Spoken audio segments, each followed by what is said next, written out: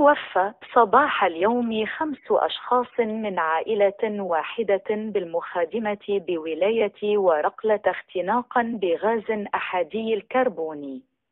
وقالت مصالح الحماية المدنية بأن المركز المتقدم مدعم بالوحدة الرئيسية تدخلوا في حدود الساعة 10:43 من أجل تحويل 5 أشخاص في حالة حرجة متسممين بغاز أحادي أكسيد الكربون من عيادة متعددة.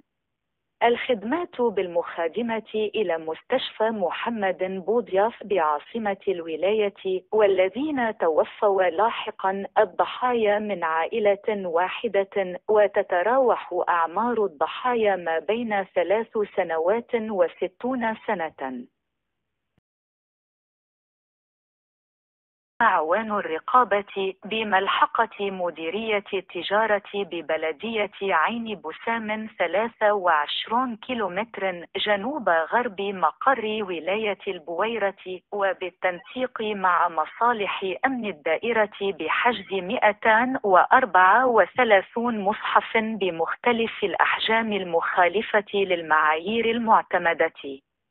وحسب ذات البيان فإن المصاحف المحجوزة تحمل على صفحاتها تدرج لوني يشبه إلى حد كبير تشكيلة الألوان المستعملة من طرف المثليين، أين تم حجزها مع توجيه استدعاء للمخالف لأجل اتخاذ الإجراءات القانونية.